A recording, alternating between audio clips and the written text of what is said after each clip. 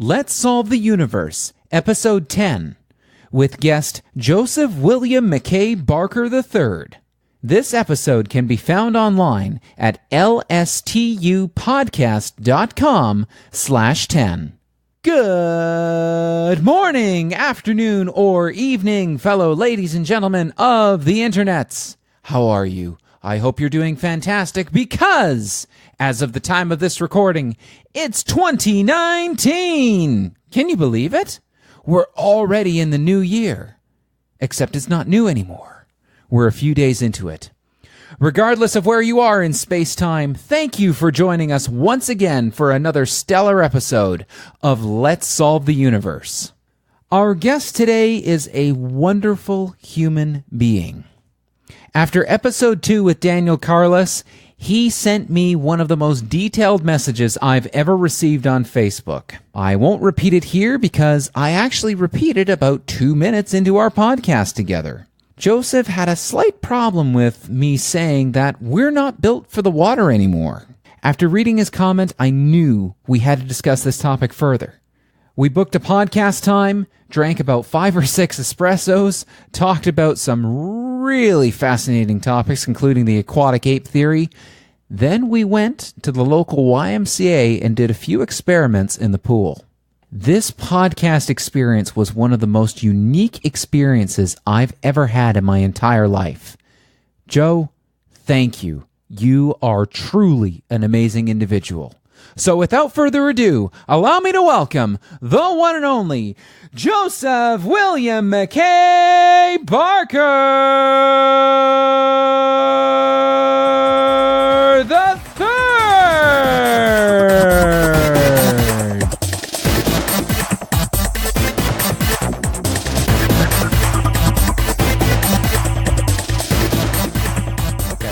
And like you have sheets in front of you.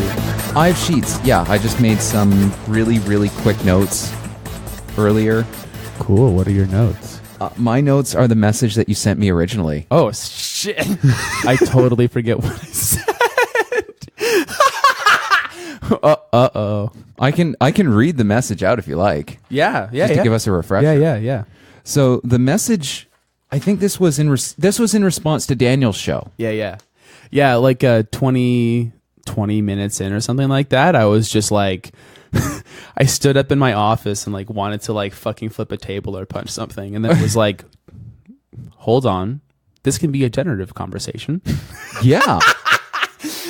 And then suddenly, so I get this message. So think about swimming though. We aren't built for the water anymore. This is what I said. Yeah, there's air quotes. Yeah, air quotes. Joseph's response was, babies have a natural tendency to swim. This is not a learned behavior. It is actually an innate function that our bodies and we as humans are able to do. Humans have what is called the mammalian dive reflex. We all have it. It's not specific groups of coastal humans that have developed this capacity. We, as we develop in utero, go through different phases of our history. I never actually thought about that. Oh. That was something, when you brought that up, because when I was rereading that comment, I went, oh, that's right. When we're actually still inside of another human being, like we're not breathing air. We're not mouth breathing yet. We're not nose breathing yet. But we're still alive. Yeah. And like, are we in like air and gravity, or are we in a kind of like weird numinous, like oceanic water world? Yeah. So that's, yeah. So that was an interesting thing. We pass through an amphibious stage. Our reptilianness is at the core/foundation of who we are as beings, and it is actually very easy to neocortialize everything with our superior, quote-unquote, human brains. That takes away from a large aspect of who we are as beings and what our capacities truly are.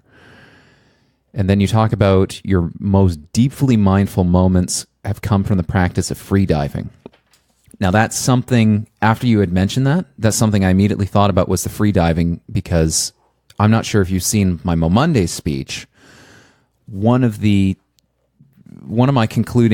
big conclusion is that I went from being just completely terrified of the pool to using it as an escape. Oh. Like, I love swimming underwater. Oh, sweet. Well, that's great. Yeah.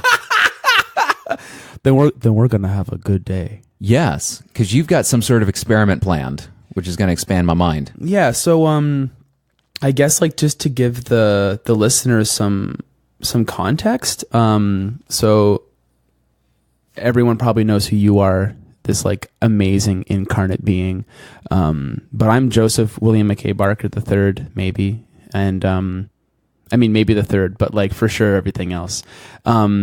My history is such that, I was born with one arm,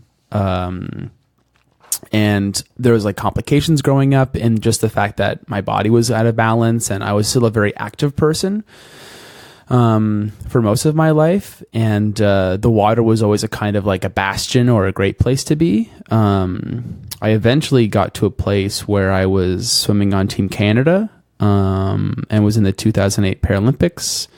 I retired my professional swimming career with 6 Canadian records. My highest ranking was 3rd in the world in 100 breaststroke. I'm a breaststroke specialist, so when you train with swimming, you kind of swim like every stroke. But where I was best was in breaststroke, which is like the frog stroke, Right. which is like it's sport's most unnatural body mechanic. So it's a really weird, like esoteric technical thing. But I'm a fan. Why is it not natural? Like, what about it is wacky? So when you're doing proper breaststroke technique, which most people don't really do, you're actually using pretty much like the underside of your arms. So like forearms and the space like between biceps and triceps to like pull yourself up, not like forward, but up out of the water. And then when you're kicking, people tend to kind of have like a very like wide frog kick, but in actuality, it's more of like a rotation of your femur, and you're pushing water with your shin, which is real weird. Yeah. Okay. And like if humans like, so what kind of brought me here was your comments of like, humans, swimming, meh, were designed for walking and running, which is, I think, 100% true. Like as a manual therapist and as someone who's created my own practice of body work, and I deal with people who spend time in gravity and on Earth all the time, where our bodies are designed for that, but functionality wise, there's a lot of deep parts of us that are supposed to be in water. And I think there's a lot of benefits of it. But we're not designed to do breaststroke. It's just something that humans kind of figured out. Or maybe it's our reptilian aspects coming forth in some weird way of swimming, but it's very different from, say, like freestyle or backstroke.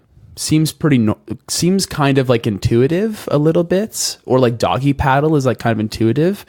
Breaststroke in our like hips, and like, if you just do that all the time, it kind of destroys your body, which is like why I'm here now, and like why I got into yoga and why I became a therapist, because breaststroke was so weird and stressful on my body, which was already kind of messed up.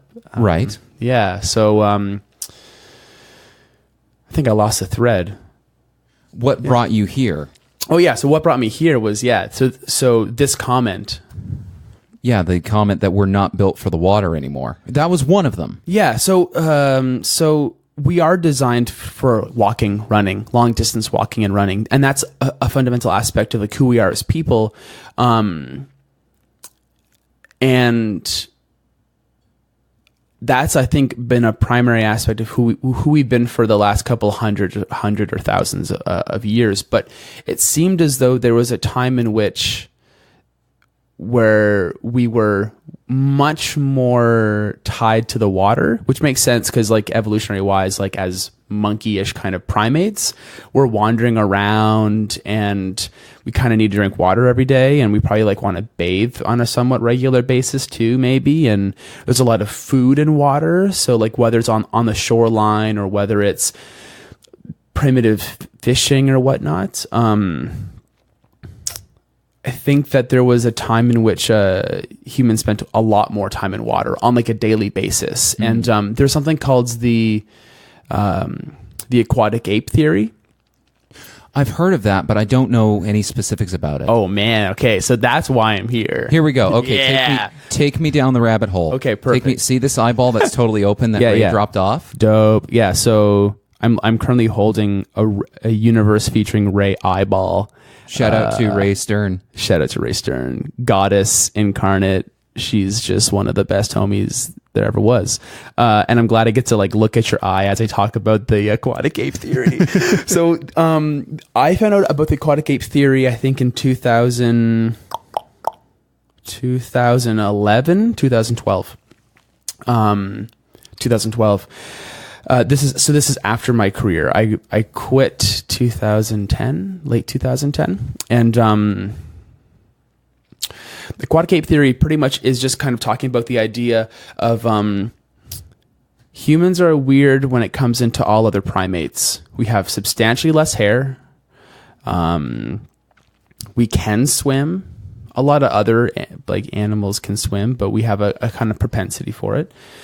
We can hold our breath for long times. There's a lot of like weird kind of things there. So this one scientist just spent quite a long time kind of going through this idea and fleshing out the idea that maybe a lot of the reasons why we are the way that we are, so different from the other apes or primates and animals in general, is because of spending time as a semi-aquatic ape.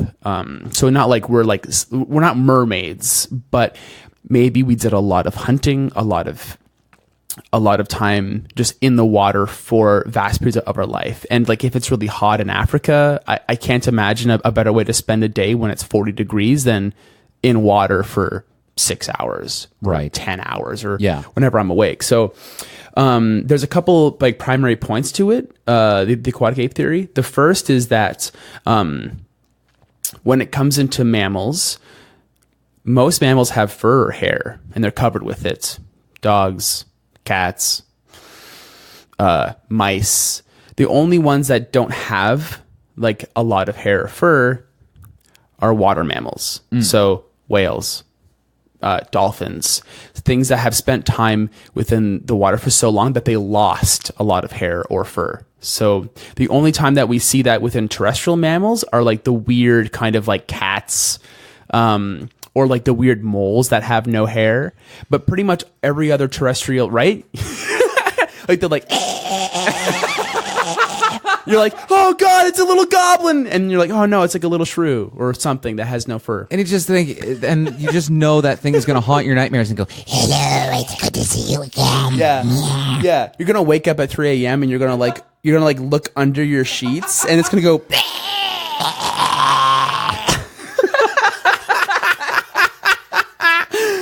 oh God, so, nightmare fuel. Right. Yeah. So let me ask a slightly serious question here though. What caused that loss of hair? What caused that loss of fur? Well, we don't really. So I think for those other. So with the cats, I think that's like a mutation. Okay. So in selective breeding, so like all domesticated animals, cats and dogs are a really good way to kind of understand what's happening genetically.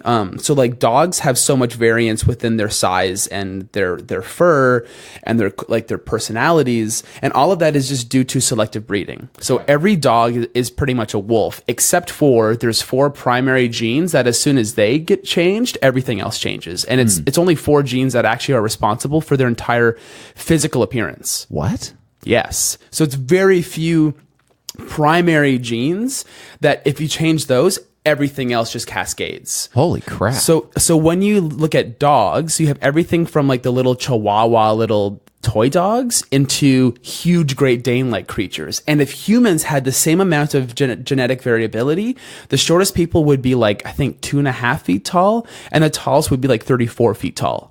Oh, dear God. So when it comes into humans, there isn't a lot of actual there isn't a lot of selective breeding.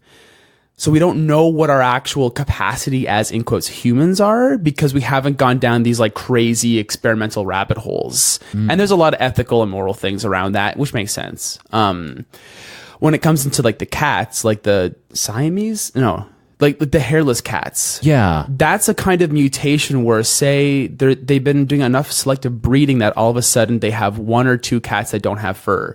They then interbreed those. Their kids don't have fur. And now you have an entire breed. With like the shrew or the mole that's hairless, it doesn't have hair because it's underground, and it actually evolved because it made more sense to not have hair within those situations. So it doesn't need the fur for thermal regulation. It doesn't need the fur for warmth, because where it's located, it's warm enough that it doesn't have to make its own heat. So then it loses its fur, and it's underground, so it's always in contact with like moist earthiness. Sure. So that's my understanding of why those two specific animals are terrestrial mammals but don't have fur, whereas or hair. Humans, the idea within aquatic ape theory is that we don't have hair or fur because we actually spend so much time in water, which is what happened to whales, dolphins, the porpoises. Right. For whales, dolphins, porpoises, for creatures that dwell in the water, did they not develop fur, or did they lose? They lost it. So they lost it. So they come evolutionary. So they actually, when animals like reptiles, animals like when the precursors like came up onto Earth, and we had terrestrial animals, we got mammals. So we had like the little rat kind of like creatures that developed during the Jurassic, the Cretaceous period, dinosaur time. And then when the meteor happened and we lost most life, it was the warm-blooded creatures that kind of came to take power, which is great because like now we're here because we're mammals and we come from those weird rat kind of things. But what happened was those rat-like creatures got bigger because there was now this opening within the ecosystem. Like there's no brontosauruses anymore. Now all of a sudden mammals can get huge because there's enough vegetation to a lot for animals to increase in their size. So then you get like cow like sized things and bigger. And what happened was, so come out of the ocean and then we get dinosaurs and like rats or whatever. Dinosaurs pretty much all die off relatively, and then now the mammals have free reign over the world.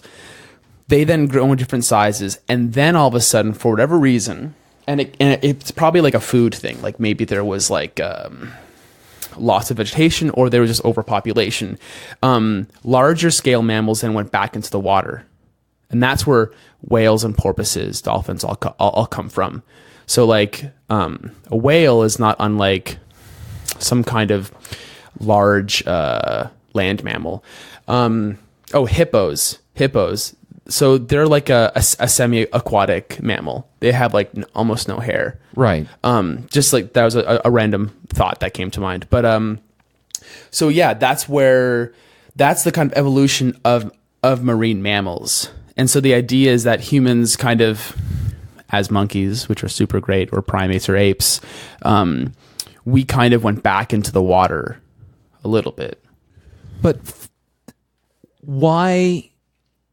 Fur has advantages. Totally. Hair has advantages. Yeah, so, but what are they? I mean, they look really good. I mean, yeah, if someone has bitchin' hair, it looks awesome.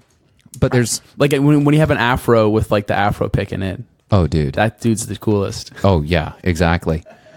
Or when you get... when you've got longish hair and you can do the frosted tips or whatever it is and be like, I'm in a boy band. Yeah. Anyway. 1990s. Yeah, 1990s. Oh, God. Oh man. The days of the leftover days of hairspray. Oh, I was there. What the hell was with people in the late 80s, early 90s putting enough? Everybody was a walking fire hazard. Yeah. That's probably like people wanted to be rebellious, and the only way that they could was by putting like flammable material within their hair. That's like some kind of weird rebellion, maybe. I don't know. It's probably like weird leftovers of like punks started to do it, and like weird bands and like true. Like, so it kind of like first it was this like pivotal like I'm a rebel, but then it kind of like vanillaed out Right. into boy bands. It became mainstream. Yeah. It's probably like it's coming from like that probably like realm. Yeah. As soon as Christian rockers started to use hairspray, it was like, okay, yeah, this is over. Going back to the mammalian ape theory, hair does have advantages. A lot of hair and fur is there to help act as insulation and to help with thermoregulation. Right. I was just about to say thermoregulation seems to be one of the big ones. Is there a self-defense part of it too? Yeah, like sometimes hair can be used like Willow Smith. You whip it back and forth to evade predators.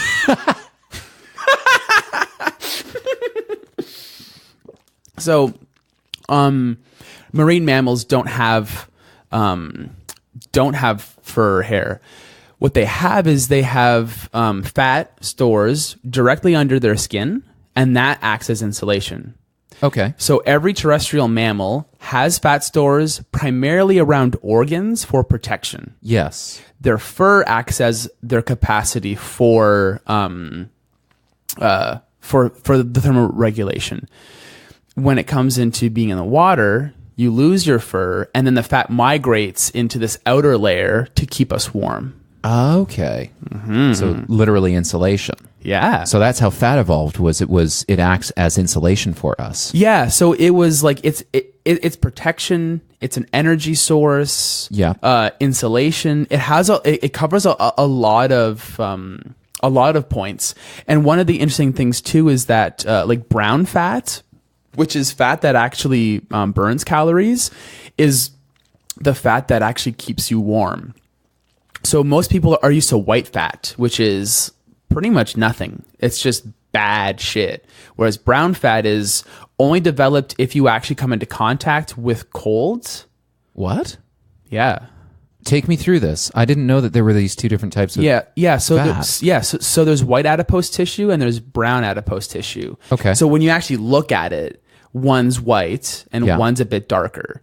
It's darker because it actually has more mitochondrial activity. So it's actually like, it actually allows to act as better insulation. It's not just kind of aimlessly there, not doing anything, which is what white adipose tissue is. And I think a lot of like maybe cancer or a lot of disease comes because there's all of these random cells that are kind of nebulous and have no real function. Whereas brown adipose tissue has a for sure function. It keeps you warm. So how do you develop brown adipose tissue then? Exposure to cold. Exposure to cold. Really? Yeah. So what happens is you're stressing your body in a way that it then starts to react to it. So like I'm really bad at deadlifts. I have one arm. I can't really practice them. So I'm not good at it. Sure. Most people are so used to being in like a 25-ish degree temperature or 21-ish degree temperature. They never experience cold. And because of that, our body has no need to actually develop the actual resistance to it. And which is weird because we're in Canada, right? So it's cold for half the year. But what happens every October? It's getting cold. I'm cold. And we put on the heat. Exactly. Right. And then what happens? I'm sick. I'm so cold. I'm sick and tired and sad. It's like, oh, that's okay. So, like, what happens when you go into a sauna or a hot tub and like roll in the snow? Oh my God, I feel so great. Yeah. Ah! Well, then why don't you just do that like every day or like a few times a week? Yeah. Well, I noticed that because being at the Y and doing the sauna and then going out when it's really cold, it's like, oh, this feels amazing. Right? You're just filled with energy. Right? And how many cultures? Well, the Finns. Mm-hmm. Look at the Finnish people. Yeah. And what's in North America? If you think of indigenous cultures. God, this is somewhere where I'm really bad and I'm completely uninformed. Check your privilege, white motherfucker. That's kind of a joke. That's a joke. No, I know. I know. I went to a Catholic high school. Oh man, that sucked. Man, I gotta beat that. I gotta beat Jesus out of you now. So if the Finns, the Scandinavian countries in general, if Russia, Mongolia, they all have saunas. Yeah. Or pronounced in their sauna. Sauna. Yeah. Yeah. Number one answer when you go to Finland, what do you have to do? You have to go to the sauna. Sauna. Yeah. And what's funny is I think it's like there's as many saunas as there are people, or it's like almost the same number, which is it's crazy. Because like every home has one. A lot of businesses have them. Yeah.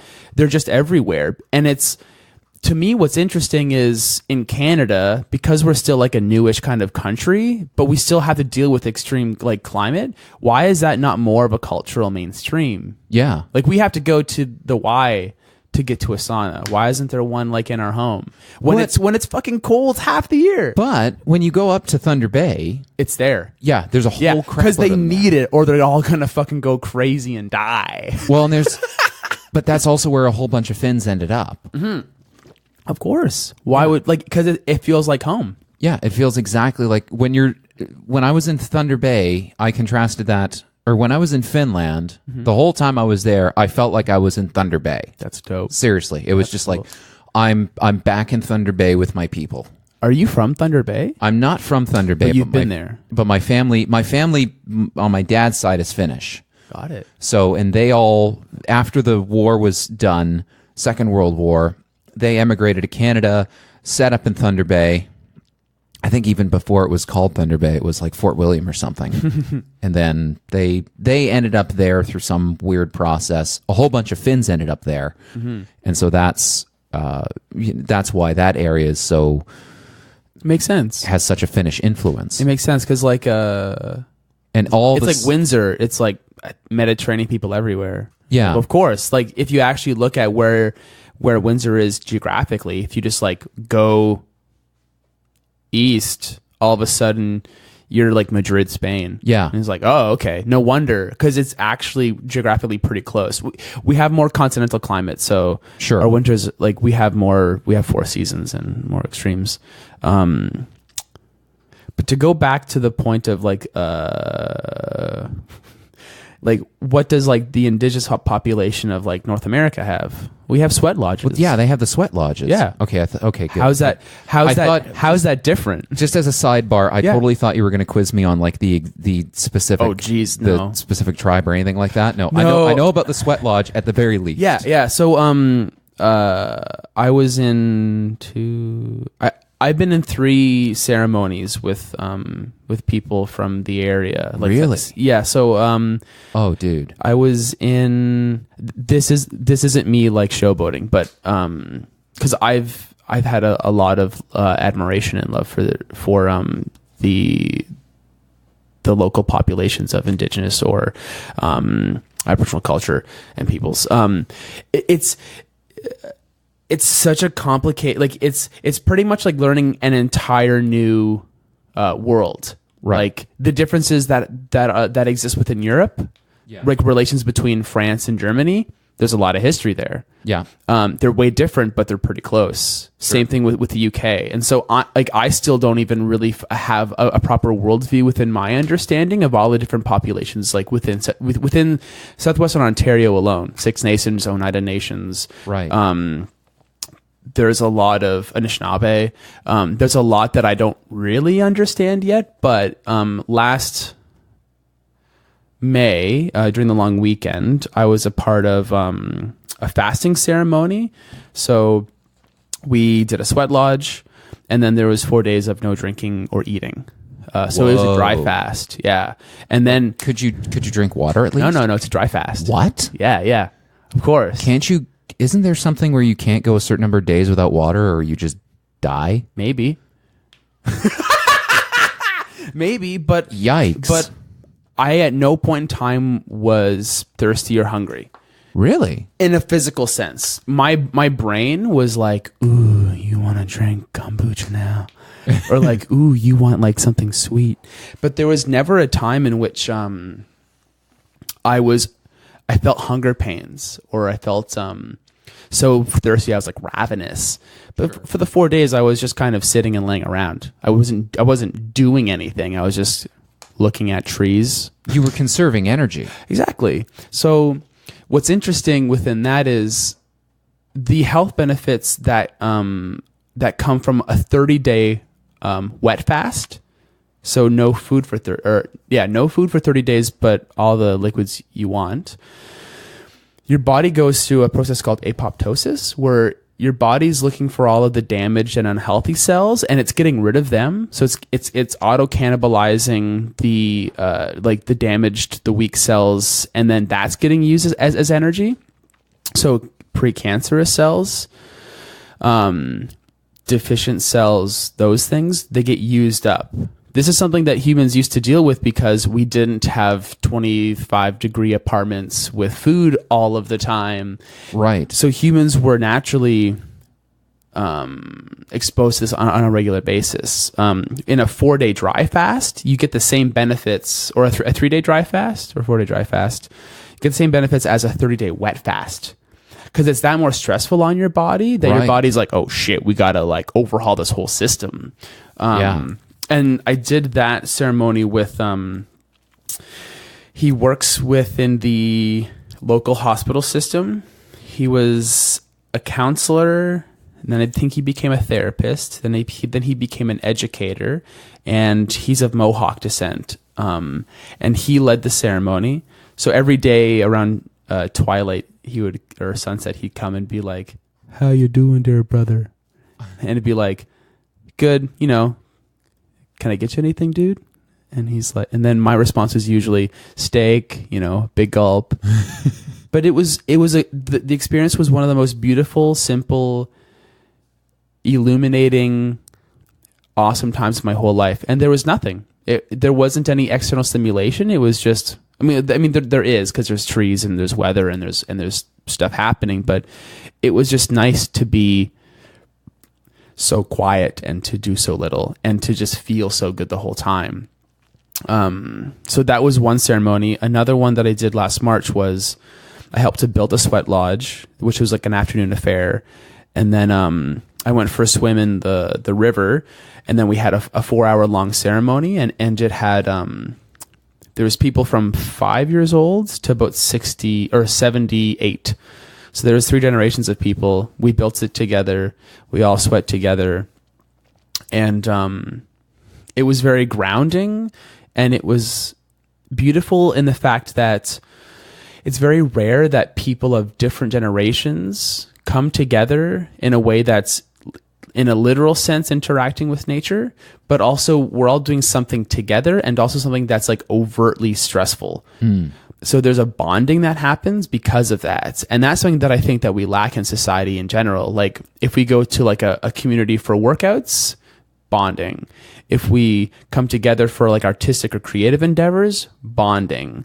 But when it comes into a lot of like other kind of familial relationships, there isn't bonding other than just kind of like, let's have supper. Right. There isn't like, let's come together with the intentionality of supporting ourselves and each other and taking care of ourselves.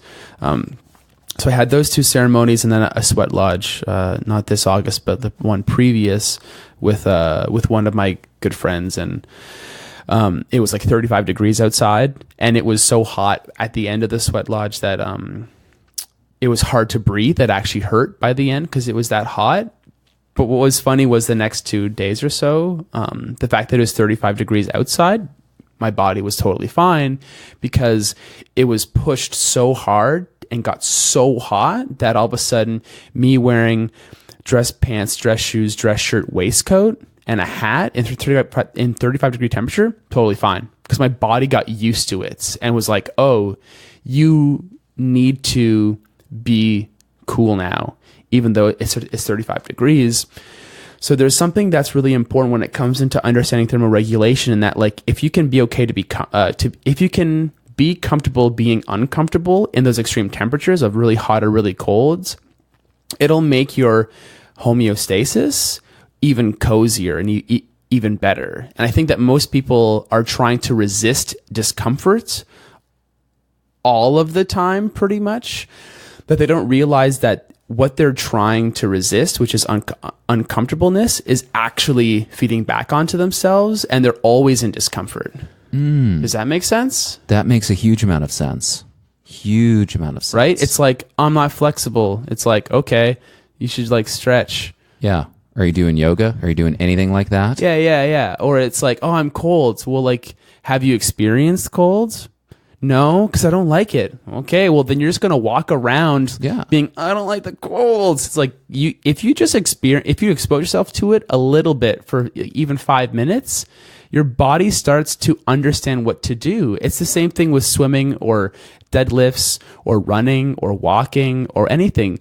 Your body starts to become acclimatized to it. But it's that discomfort that people get lost in their brain where they just become frozen. Right. And they don't know what to do. Yeah. That was a long... What do I do if the air conditioner breaks down? I don't know. What did everyone do? What did everyone do before humans created AC forever? Going back to the beginning of life on Earth. Yeah. They dealt with it. Yeah. You found a way to deal with it. Of course, because the option is like you either deal with it or you just become a big sad sap. Right. Oh, my life is so hard. Probably your life is really hard because like you have food and you have like water and you probably have like friends around you or someone who's going to support you, whether it's a cat or whether it's your family or friends. Like, yeah. You can think about the crazy time we live in right now. You can, if you want to get food right this second, you can pick up your rectangular magic box. Yeah. And say, this is the specific food that I want. Yeah, I want South Vietnamese food. I got so pissed off the other day. I was watching Marketplace. Which is... It's a show that CBC produces. Okay. It's supposed to be a consumer protection show where they take a look at like, why are insurance companies not covering this? Or, like weight loss products, do they actually work? And it's usually a really good show, but they did this episode on Uber Eats and Skip the Dishes, all these food delivery services. And what got me really irritated about it was they were talking about the really high delivery fees, or that restaurants, the restaurants are marking up, a $10 pizza suddenly is a $13 pizza plus the delivery fees. I was like, well, yeah, their overheads are higher to do that. Duh. Uber and all these services take a certain amount of cash. Yeah, but who's judging that stuff? I don't trust them because they probably haven't run their own business. Well, that's the thing is it really, the people who were running this, there's a certain set of people on Marketplace that I really enjoy watching. And then there's one or two of them that are just like really commie.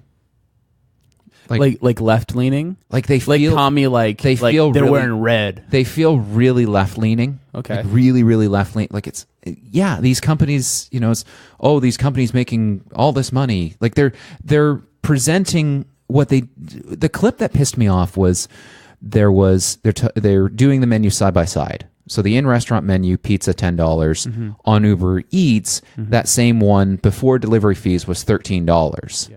And they were showing that to people on the street, and people were going, "Ooh, well, that's gouging, or that's expensive, or whatever." Oh my God! Then 20 minutes later, they go interview the restaurant, and the restaurant has a perfectly reasonable explanation of, we have to buy packaging. Yeah, we have to pay the delivery driver a little bit. We've got extra expenses. Yeah, and it's somewhat inconvenient for us. Of course, it actually is. Like my practice of therapy that I do is right next to a pizzeria. Right, and they haven't done delivery for I think about 6 months or so because it's been so inconvenient. Because to have someone who's a good driver, to have someone who's not wasting time, to have someone who like their whole system of delivery. And like the financial also makes sense. Yeah. It's like the amount of times that I've heard, oh, well, that person got stuck in traffic, or like when someone is providing a good. Yes. And you have to give it to a third party to then give it to your the end clientele. It's the pizzeria who still has to take responsibility for everything. Yes. So if you spend $10 on a pizza and you sit in and you have a great time, perfect, great. If you order a pizza on a Friday night, probably because that's what you're gonna do. Yeah. And you're pissed off because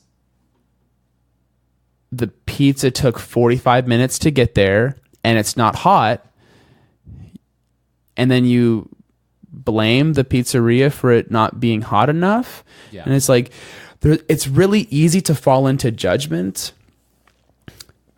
previous into trying to understand logistically what's going on. And I think that that's where I get, in quotes, triggered, is most of people's judgments are just it's only because they're ill-informed. Yes. And in growing up, working in the food industry for some time, and I have a lot of friends who own restaurants. Two of my best friends own a pizzeria, Zenza. One of my good friends owns a couple of vegan restaurants. A couple of friends that I know own cafes, and to consistently provide good quality service and goods is like an uphill battle that I think the average consumer won't even begin to try and understand, because they're trying to justify their own idiotic interpretations of what the fuck's going on.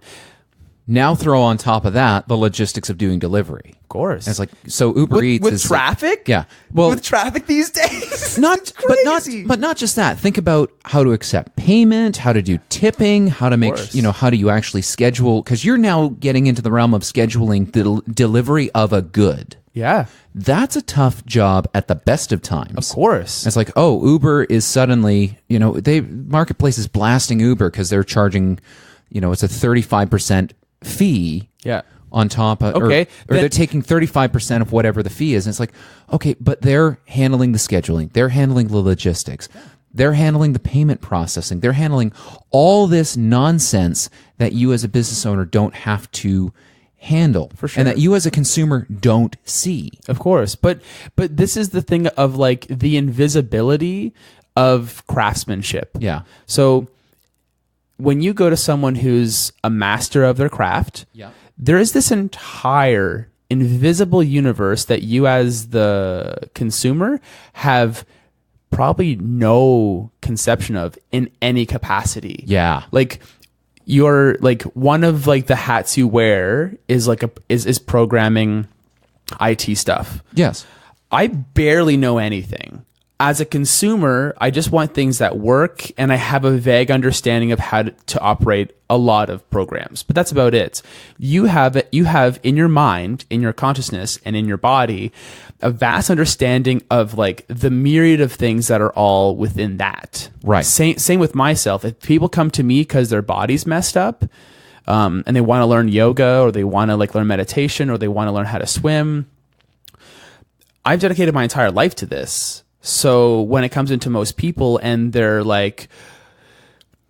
asking me for my service, I provide it, and I'm not going to explain to them like the 2 billion things I know about what it is that I do. They're paying me for my service, and that's it. And I think it's the same thing with food. Is like, yeah, Uber probably has a 35% markup because all that logistical stuff takes a lot of time. They have to get pay a project manager to manage that project, to create the infrastructure to actually facilitate that thing. Yeah. They also have to like make sure that it works. So they have like R&D. They need to have testers. They need to have programmers. They need to have so many people. And it's like people are just so fancy these days compared to the service they're providing to, like all of that. Because like I've worked with cafes and small restaurants that have set up that infrastructure of how to accept, like, there's certain people that get pissed off when a place doesn't accept debit or credit card. And it's like, well, yeah, that stuff's a royal pain in the ass to set up. Of course. Like taking debit or, you can't just say I'm going to take debit or credit card. Like that's you have to get the reader, you have to set that up. There's a monthly fee, there's a transaction fee. Yeah. There's, God forbid, you do chargebacks. Holy God. Yeah, that's even crazer of a thing. And then there's also just the kind of like, oh, the machine's down today. Yeah. And then like, what are you gonna do? Whereas like I've had a time in my life where I had a cash-based practice, because guess what? It was easy. Yeah. I don't have to have Square, and I don't have to have like Wi-Fi, and are all the accounts set up, and like is everything transferring as it's supposed to, and like there's so many unknown variables, and the fucking bookkeeping. Oh, it's the worst. Oh my God. The bookkeeping when you're dealing with all those stupid transaction fees and the worst. This is why I stopped accepting credit cards in Square. This is why I completely stopped it, is because at the end of the day, when you try to make all that stuff reconcile, it's a nightmare. Because you're just like, you have your invoice, you have this amount, then you have what comes in from Square, but it doesn't fully reconcile with the invoice. So you have to do some jiggery pokery. Yeah. Like QuickBooks sucks for that. Oh, that's good to know, because I was going to get QuickBooks. But here's the problem. They all suck for it. Like, if you're accepting, like if you're a cash-based business, you're fine for the most part. Yeah. But if you're doing transactions through Square, PayPal, or anything, QuickBooks just like all of them really suck to reconcile. Like if the amounts don't match up, have fun. We're going to have a long conversation about this probably after the podcast. Let's go back on track for a moment. Yeah. So aquatic ape theory. Yes. How much time do we have left? We're at about 45 minutes here. Perfect. So you have about 15 more minutes before we have an adventure. Although I love talking about like why I think I'm right and people are just too judgmental. I just want to wrap I'm being judgmental. I just want to wrap up the thought on the marketplace episode. Yeah. I think at the end of that, what really got me pissed off was it wasn't a consumer protect. It didn't feel like consumers' rights were being violated. It was like, you people are bitching about a first world service. Yeah, totally. Like, this is not an insurance. You thought you were insured against a heart attack on your travel insurance. Way different. And it turns out you weren't. Versus, A, you're bitching that it took 45 minutes for your food to get delivered in downtown Toronto, and B, that you're getting charged a 35% markup. Shut up. Walk to a restaurant, interact with humans in culture, and actually like be a part of society. Don't just go back to your apartment, watch Netflix, masturbate, eat Cheetos, and eat the dumb food that you just ordered. I'm sorry. If people want to talk, if people want to get mad about that, I will for sure have a conversation with you. Yeah. So CBC Marketplace, normally you're awesome and do great stuff, but that episode, I'm sorry, it sucked. Yeah. And like, you said you usually love it, but there's one or two people who are a little bit silly. And that happens. It's easy for people to think that something is actually an issue, to be wrong, but that's a part of their own, that's hopefully a good lesson for them and is a part of their own journey. Sure. Of understanding. And hopefully they just start to ask better questions. Sure. And not just like fall into like binary judgment systems. Right. So back to aquatic ape.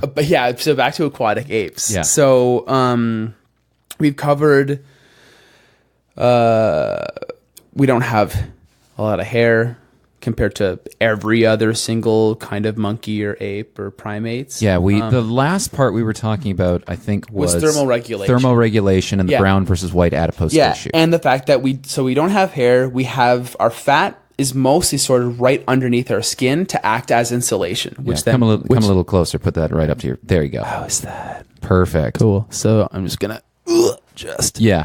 So when it comes into the thermoregulation, pretty cool. We have capacity to experience extreme heat and extreme cold. Right. And our body's acclimatized to it. There's a social media video of me sitting comfortably in a tank full of ice water. Oh yeah. Yeah. Intro to ice, baby. Okay. With Emma O'Connor. Hashtag spiritual ninja. Hashtag Femforce Fitness. Hashtag Libra friends. So it's been a couple of years of me actively practicing exposure to hot and cold, and it's gone to a point now where there's pretty much no reaction. Really? There's no reaction there's almost no reaction that I can't control in that situation. So like when I'm, say, walking into a super frozen tank, my mind knows this is going to be fine. My body knows this is going to be fine. I've done enough of that as a practice that it's fine. I know that I can't stay in there for more than, say, 10 or 20 minutes, or more than 20 minutes or something, depending upon how cold it is. But it's been trained that my body doesn't go. It's kind of just like, okay, I am experiencing cold, Right. but that's it. I'm experiencing cold and I'm relaxed. You're not freaking out. Exactly. But what's interesting is I've let a few people, maybe like more than a dozen, maybe 20, 30 people through their first exposure to like very cold water. And typically what happens is first time people go into an ice bath, they get like real jazzed up. So they're like, Right, beast mode. Yeah, they beast mode and they go in and they can pretty much last 45 seconds. They're like in agony, it looks like, and they're like,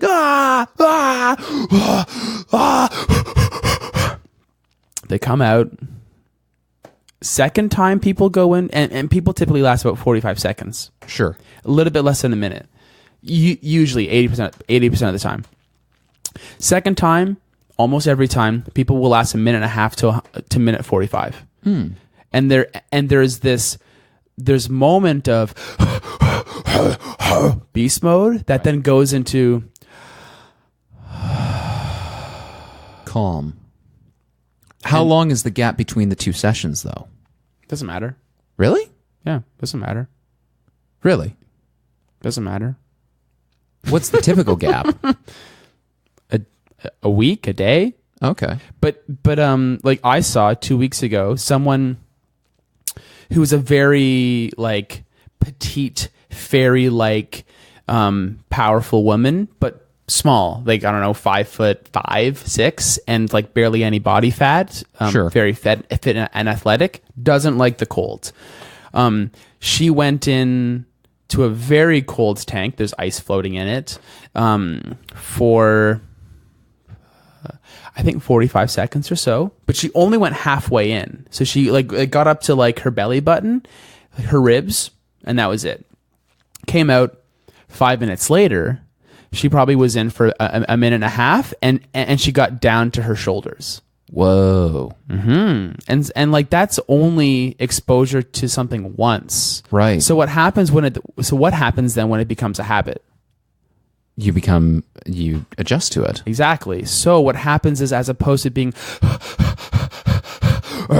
it's I'm going to experience cold soon and I'm going to feel some uncomfortable sensations, but I'm going to feel real good after. That reminds me of my own experiences with getting acclimatized to the sauna. Like the first few times that I did sauna, it was after 10 minutes, I was ready to die. Yeah. Now, oh God, why am I doing this? yeah, I'm just sweating like crazy. Now I get to, like, I'll time myself. I'll get to 10 minutes and just be like, I'm still good. I'm good to roll. I'll get to 20 minutes and be, all right, I'm starting to run out of water. I should probably think about getting a refill. But yeah, I've not gone to 30 minutes yet, but I feel like it's not outside the realm of possibility at this point. Of course. And what I would propose is what's actually more enjoyable and beneficial is actually do about 10 to 15 minutes in the hot and then expose yourself to cold. Whether that's like ice cold or it's just like you're cooling your body down. Right. When you're pumping your body in that capacity, that's a kind of like next level of awesomeness. So I might do that today. Yeah, we will be going there soon. I don't know if the Bob Hayward has a sauna, though. That's fine. I don't know. Yeah, but you can do it later today or tomorrow. That's right. I could, if I go to the Central Wide later on today, I could do sauna. Then I could immediately either jump into the pool or go have a cold shower. Exactly. And then go back in the sauna. Exactly. Oh, man, and then do that like 2 or 3 times and then see how you feel mentally, physically, emotionally, spiritually. Huh. Oh. That is something I haven't thought about doing. So I love the idea of like the yang yin symbol. like the Taoist, like the yang yin. Oh, yeah. Yeah, sorry. Yan, yang. Hot, yang, energy, expansiveness, heat. And then there's yin, which is like stillness, cold, contemplative, internal. Sure. As soon as you heat your body up, everything's expanding. Everything's opening up. Your vasculatory system is dilating. Yeah. When you go into the cold, it's the opposite. There's contraction. Right. So things are starting to shrink. Like survival mode. Mm-hmm. Well, survival mode for sure, but also I like this analogy or this image of like, have you seen the Matrix films? No, actually. Okay. I've been meaning to, but it's you don't need dude, to. I've got a list of About 2 million films to watch. I've basically said at some point in the future, I'm going to take an entire year off and just watch movies and just do nothing. But I'm going to do at least 2 or 3 movies a day, and that's going to be my thing for a year. You're going to be a different person by the end. Oh, I'm going to be something. Yeah, a blob. Make sure that you're in the sauna every day still for a bit. Hey, I could do a total fitness journey. Okay, yeah, I'll support that. Yeah, like 5 hours of movies and fitness a day. Perfect. And just see what the hell happens. Yeah, and chronicle that journey. I'll work on your body so that you can like become the healthiest, most badass version of yourself. Oh my God, would that be ever kick ass? And just do a book at the whole end of it. Yeah, okay. I'm very supportive of this. I mean, I'm already working on like 3 different books, so I gotta. You got to rein it in and do one maybe. Well, or work on all 3 at the same time as like a batch. Well, one of the transcripts is done, or one of the manuscripts is essentially done. It needs to be edited. Another one, I got to transcribe the damn thing because I recorded it. Yeah.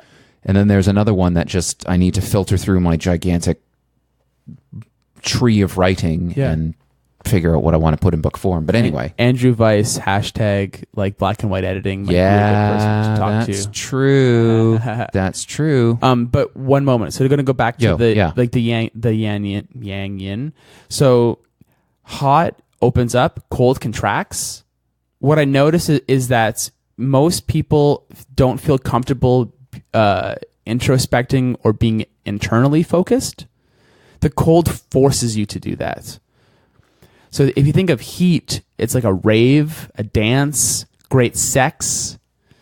It's interactions with others and it's activity and doing things and connection. Sure. The cold is the opposite. Once it's cold, you can't think about what I'm doing because it's so stressful. You have to be focused on surviving and you have to be focused on being in your body and breathing to get through it. Huh. Okay. Yeah, that makes sense. Yeah. So in the doing like a sauna, cold shower, or sauna, cold plunge, you're expanding your body. It's opening up. When you're cooling it down, it's contracting. And so you get this pump-like motion, not dissimilar to your heart or anything else, breathing, and you get to force through a lot of things through your system. So your fluid system's getting like a priming, your nervous system's getting a priming, so that when you're done that process, you feel like a new person. Right. And as someone, and like this can be the last thing before we head into our adventure. As someone who's coming from, like, my worldview is informed by yoga, therapeutics, body work, meditation, and swimming. People tend to think about the mind-body connection, and our emotions will get stuck in our body.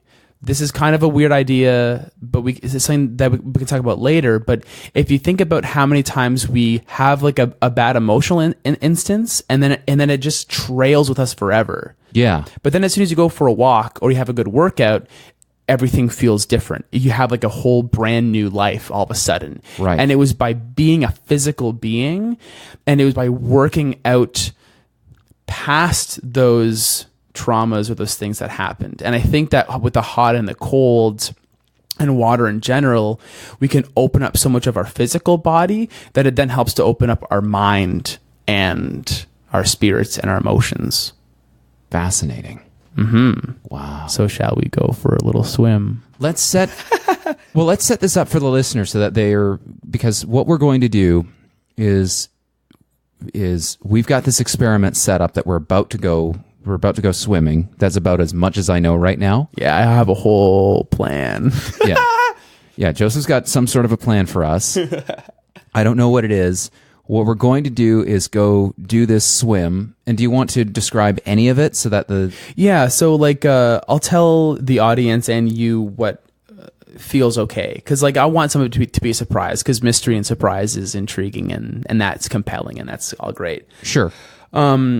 I'm going to take this beautiful human, potentially human, through through what I believe will be like a pivotal, life-changing, awesome experience that can be utilized within like a somewhat regular basis, that will act as a catalyst for more dope times. And that's going to be some breathing practices, some movement practices, both on land and in the water. And yeah. Okay. So we're going to cut it here. And then after this musical interlude that I'll insert in post. Yeah, there you go. So after this musical interlude, we'll be back with a post experiment recording from the car. Yeah. All right. Let's do it. Let's do this.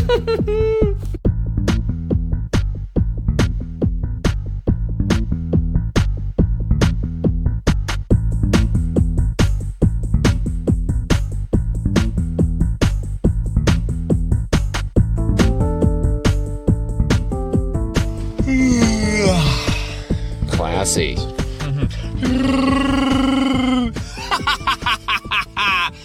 Oh, that'll be perfect. So good. You're recording? Yeah, we are recording. Perfect. So how was okay, so this is myself and the beautiful host of everyone's favorite How to Solve the Universe podcast. Let's Solve the Universe. Let's Solve the Universe podcast. We just had our adventure, an experiment. Yes, we did. How do you feel now? Oh my god. Like some doors have been opened. I'm not quite sure how to describe it. I definitely feel like I've got this slight bash on my head. That's the sauna imprint is left there. That's hilarious. Saunas always let you remember that you were in them, whether it's your soft skin, your like beautiful complexion, or it's a goose egg from knocking your noggin. Standing up too quickly. Yeah, don't stand up too quickly in the sauna. Don't stand up too quickly with low ceilings. Aside from that, I feel what we did, so just to describe to listeners what we did, we were in the pool practicing, what would you call it? Like, I want to say it's like a mindfulness, it's a breath-body mindfulness connection exercise. Yeah, so what I'm calling this system that I've been creating for the last couple of years is aquatic ape theory, or aquatic ape yoga.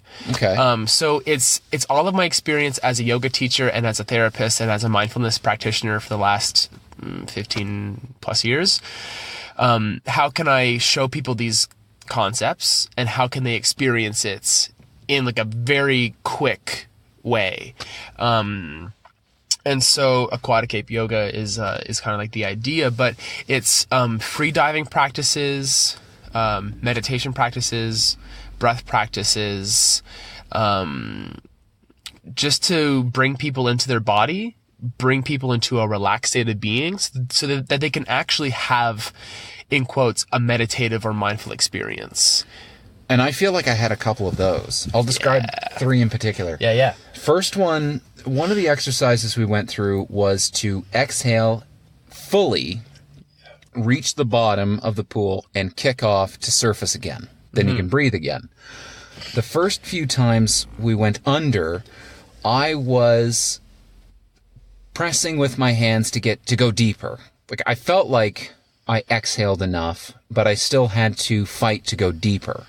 Then you had commented, breathe out completely, like as fully as you possibly can. Exactly. As just completely. And it was, I think it was the second or third round we did, where I finally, on the third rep, I was not quite going down all the way, And so I had the presence of mind to say, don't fight this. Try exhaling more. Yeah. That you can exhale more. You'll kick off the bottom. You've still got oxygen left in your bloodstream. You're with an expert. There's lifeguards around. Yeah, I'm like right next to you and watching you with all of my intention. Yeah, you're with a Paralympic athlete. You're fine. You're going to be fine. And so I let go. I exhaled completely, got rid of every last breath, hit the bottom, and then kicked off and was fine. Was absolutely fine. And not just fine, how did you feel after? Oh, incredibly focused. Yeah. Like just incredibly aware of my surroundings, that I wasn't, I wasn't nervous of the experience. And I think a lot of what these practices are is ways to bring up, to force us into presence. Right. And I think that that's the reason why martial arts, working out, running, exposure to saunas or colds, why a lot of these things are around, why they've been around forever, is because it's helping to cultivate presence. And I think that people get so lost in their mind, so lost in the future or the past, that it takes actually a lot, or it takes very specific circumstances to bring them into the present moment. And to me, that's what people are wanting or looking for when they're, say, looking to meditate, or like looking to like be in a meditative state of mind. It actually requires a little bit of discomfort, and then it puts you into the present moment. Like if someone's gonna punch you in the face, you have to be there. Right. If you're holding your breath underwater, you have to be there. And that's the thing that I think is so integral and so important and so lacking with most people these days. And that's a hard thing to understand, because that's a pretty abstracted idea or thought. Like most people are like, what do you mean I'm not present? Like, I'm here right now. And it's like, yeah, but what I mean is, like, when you're walking from your bathroom to your kitchen, are you thinking about what's happening 10 years from now? Right. Are you thinking about what happened to you in the past? Or are you just there?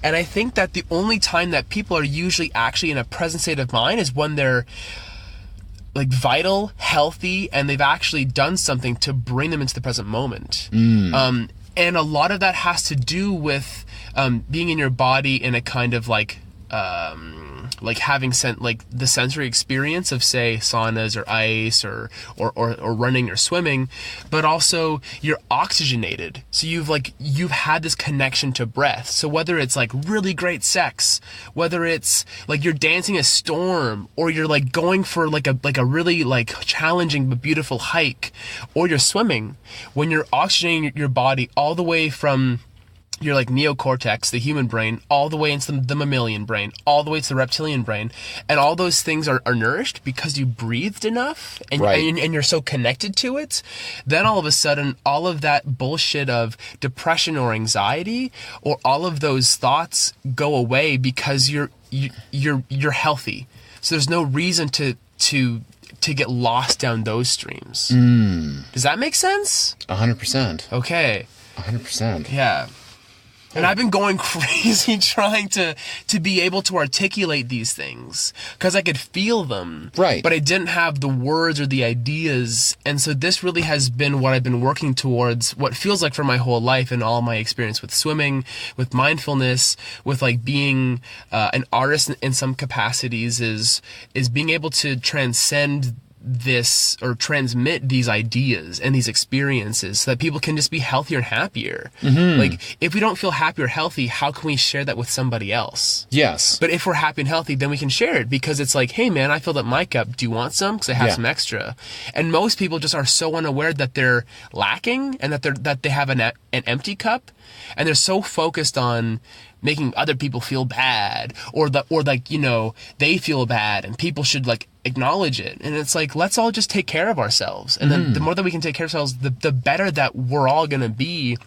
And I think that cutting away all of the bullshit of woo and branding and marketing and like buy these socks because they have grounding wires in them, or like drink this water because it's the purest thing ever. It's like humans just need to like move, feel happy and healthy in their body, breathe, and be present, not lost in stories about the future or the past.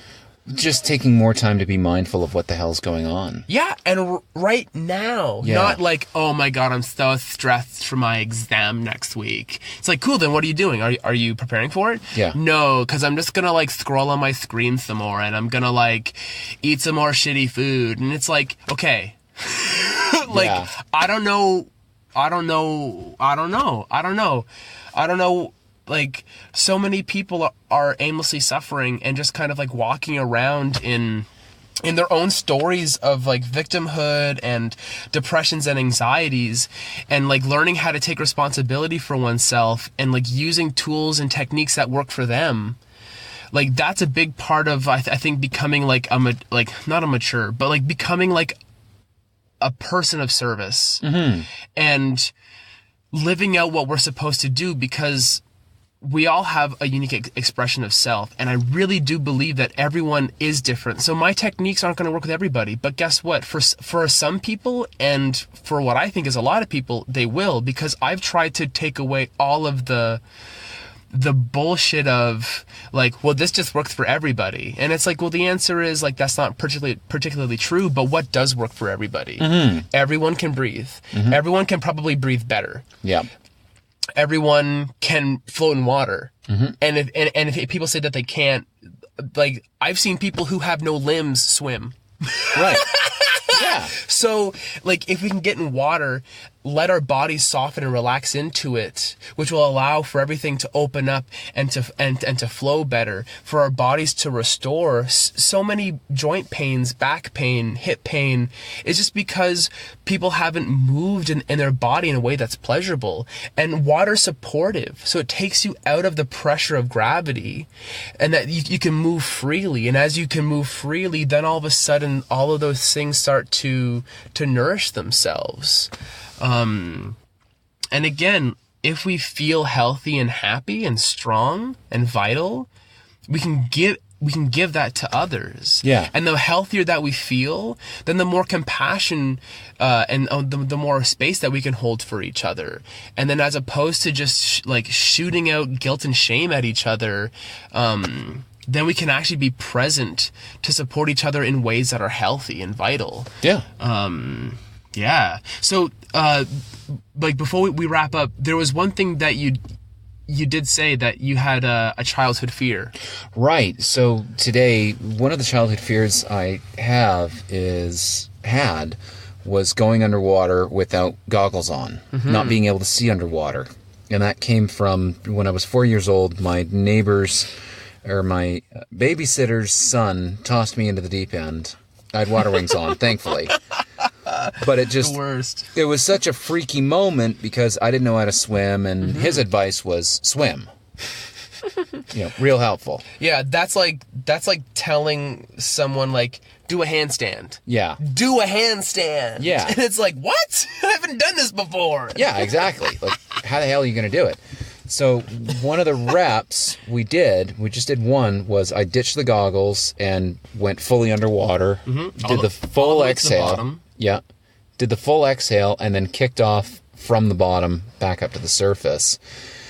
And the whole time I managed to stay present and keep it all together. And that was powerful. That was a very powerful experience, to go fully submerged, stay present, stay focused, and not let that fear override things.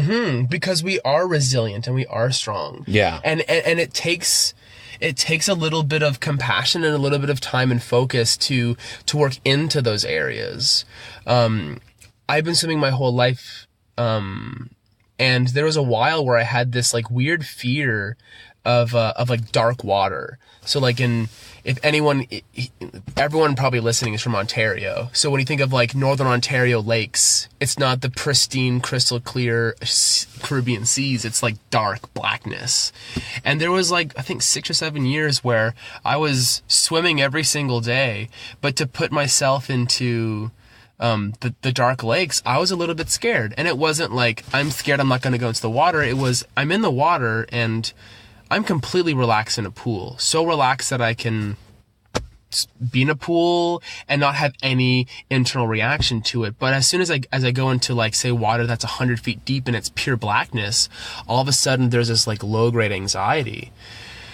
And it took me a while to figure that out. And it was just like the fear of the unknown. And I think that for a lot of, like, fundamentally, that's what we're all afraid of, is the fear of the unknown. And so what are ways that we can actually refine our discipline or our will or our focus to actually be able to be present and to better handle those moments? So as opposed to falling into the story of, well, I can't do it because of this reason, it's, oh, I'm noticing that there's fear and resistance to something. Now how can I actually work on the situation? And that's the kind of point that I think that these practices really help, is you're creating this moment, like a mindful moment or a wedge, where, oh my God, I'm afraid of cold water, or, oh, I hate saunas. And then it's, hey, but you know that if you go into the cold water, have a cold shower, go into a sauna, 15 minutes later, you're going to feel way better. Yeah. You're going to feel way better. So then why not go through it? But so many people because they live so much within their mind and the stories within their mind, that they just go right into a story and then they just ignore the entire thing. And then they're even ignoring that they're ignoring it. Right. Because they're so wrapped up within these stories that it's just, hey, can you do this? Mm-hmm. And then the answer is yes or no. And it requires a little bit of compassion. And, I think that that's really, I believe that that's just really powerful and fundamental, and is a big reason as to like why I'm here in my life and and how I can best act in service for all people. Wow. Yeah. Thank you. Thank you, man. That was great. Dude, this has been awesome. We're going to do it again. Yeah. We are. We should get in a couple of our homies for another session. Do a group session? Yeah. And then do a group debrief? Yeah. Do you think Daniel would be down? Oh, hell yeah. Do you think we could maybe corral Ray into a sesh? Oh, my God. You, me, Daniel, and Ray? That could be, yeah. Ben Switzer? Hey. Yeah, Ben would be into that, too. Okay. So I've got a feeling we're going to have to, you know what? We're going to have to do a roundtable podcast sometime with all of us. Perfect. I would love if Dan could lead a little meditation, but if I could take everyone through some like aquatic ape hangs. Oh my God. That would be so fun. We got to make it happen. Okay. We're going to make it happen. We are going to make it happen. Thank you. Thank you, man. This was awesome. Thanks for listening. If you made it this far, the present that you receive will be in the mail, and it's presents. Okay, nice. Man, gotta go. All Much right. love. So good. You bet, man. Have fun. Enjoy your concert. Thank you very much. We'll see you next time, dear listener, on Let's Solve the Universe.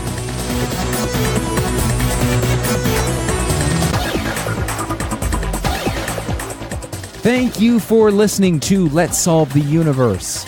This podcast can be heard every Saturday at lstupodcast.com. For more information about Let's Solve the Universe, head over to our Facebook page, Let's Solve the Universe Podcast, or check out the Let's Solve the Universe website, because you know you want to. Complete show notes and information about all our guests can be found there. And I thank you, dear listener, for sharing your time with us. And we'll talk to you next Saturday.